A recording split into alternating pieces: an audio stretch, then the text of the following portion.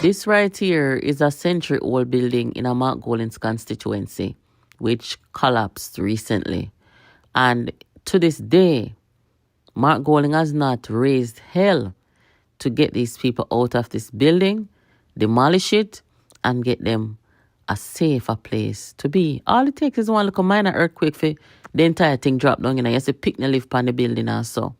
But what does he do? Go there with hand pan Kimbo and wave to the people them and them a worship. These people, same one they come out at about Andrew for come down, they worship people who care about them less. It is definitely a brain defect, you know. It has to be. And these people need to realize that they are their own worst enemy. They are the ones who keep suppressing and oppressing themselves because they cannot identify good leadership, good representation. Hello everyone and welcome back to the channel, and today we're going to talk about something deep that is very deep, and it's a fair political reaction to PNP supporters crying about suffering. So the video Holness on persistent challenges in Jamaica's marginalized communities, that is poverty, poor housing, stagnant development, and so much more. Yet you'll find that rather than pointing solely at party leaders, the PNP supporters themselves are perpetuating this cycle by re-electing underperforming representatives, even when they know better that these people ain't performing. So is this allegation really grounded? Let us check the facts. Okay. For the current opinion polls, according to a recent Jamaica Gleaner commissioned poll, support for the People's National Party sits just around 32.6% against 29.6% for JLP, hitting at a tight race as we head into the 2025 general elections. Mark Golding's leadership, opposition leader and PNP president Mark Golding, has faced a lot of criticism for pushing grand housing promises in East St. Andrew, East Rural. He cautioned supporters about potential vote buying by the ruling JLP constituency conditions. You see that some argue that his own South St. Andrew constituency has aging, decayed buildings, suggesting a disconnect between rhetoric and also reality. So yes, the video's central claims resonates with real political pressures and public discourse swirling around PNP representation. Well, but here's the human side. Imagine living in houses falling apart day after day. It makes time for sometimes decades. It takes time, of course, sometimes decades to connect the dots between vote choices and civic neglect.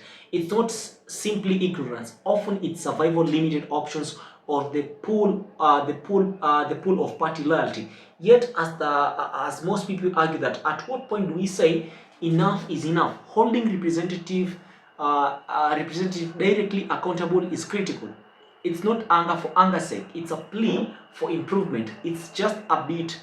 Will react to some of the heated moments, including bold accusation that PNP supporters are their own worst enemies. I don't know if that is fair, if it's accurate, and who really holds the power to break this cycle. So guys, I'd like you to stay tuned, subscribe, like, comment, and share. I'll be back with my further analysis. Right now, Mr. Holness, come down. I'm not talking off a politics perspective. Yeah? Why Mr. Holness, come down? Ain't do enough now, man. I'm tired of madness then, yeah? Like, give me an example of one of the madness. Yeah, me I say, the world see it and know, man. The world see it and know, and him name a call upon a lot of things, so. I really can't prove all of them something there, but me I feel no fight, you see it? So, you can come down now, you know? Okay, thank you very much for the information. Big up yourself. Well, me not tell a lie, no. You see the labor right, them can go in hell. Because at the end of the day, I see what them a do. I be a wickedness, I be a hungry and separation. PNP do a better job in this country. So don't you see roads building and you know a lot of malls going up? Yeah, but all of the road them are doing are where Porsche seems to do that do and leave behind them, take up and do and something with them planned it for do. Okay, so do you think that the JLP need the PNP to let them do better, or they will do better fearing that the PNP will backlash them, come at them? Well, me I tell you, so me tell you already, I'm going to tell you again, they will never do a better, PNP will do a better job, because remember, we is for the people. So let's start with the heart of it. The host claims PNP supporters consistently elect non-performers and then turn around and blames others, mostly the Prime Minister, with cries of suffering. Harsh, maybe, but rooted in observable frustration. You'll hear lines like they worship people who care less and they are their own worst enemy. This ain't just rhetorical. They echo what pollsters like Don Anderson have observed: communities fatigued by unfulfilled promises, yet tied by party allegiance. That metaphor, punting themselves into suffering, feels heavy. Yes, it feels heavy, of course. On one hand, accountability is vital. On the other, is this shaming effective? Do you think calling communities their own worst enemy wakes them up or alienates them? So, uh, PNP leader Mark Golding, sometimes people accuse him of hypocrisy. Yes, he's pushing housing plans, but his own constituency reportedly has crumbling structures. And critics highlight and kept promises like the 10 million housing pledge to PNP workers.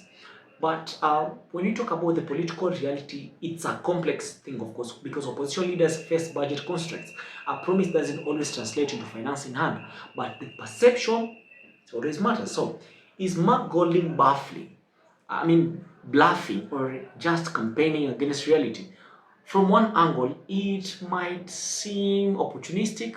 From another, it's politics 101, pitching your vision while hoping for the chance to deliver. Maybe the real failure is in not explaining the gaps between vision and execution. This is more than a PNP drama. It's a reflection on how democracy functions in Jamaica. ANC style party loyalty, vote buying fears, deep-seated voter fatigue. It's all part of the landscape, of course, but not this. Democracy demands more than optics. The voice-over critic demands constituents shift from emotional loyalty to critical thinking. What struck me is that people are asking this question: who is really to blame? Is it politicians manipulating voters, or are citizens complicit? Maybe the solution needs everyone: better education, transparent governance, engaged communities. Yes, in some, whatever these accusation allegations are, they are hitting hard. It's a wake-up call for both voters and politicians. Yes, communities deserve better housing, jobs, infrastructure, but unless voters demand it loudly, clearly, every election, nothing will change. So here is my question to you who are watching: what steps can you take as individuals and as a country? Vote informed, demand transparency, hold leaders accountable from backyard to parliament. Guys, thank you for watching. Drop your thoughts in the comments below. Is this video fair or is too harsh? Tell me. Are PNP supporters being treated unfairly? And what will it take to break the cycle? If you found this insightful, hit the like button, subscribe and share. Until next time, guys, stay curious and keep the conversation going on. It has been your boy for today, Praise and the Psalm. This is the last review. Hope to see you in my next video. Peace out.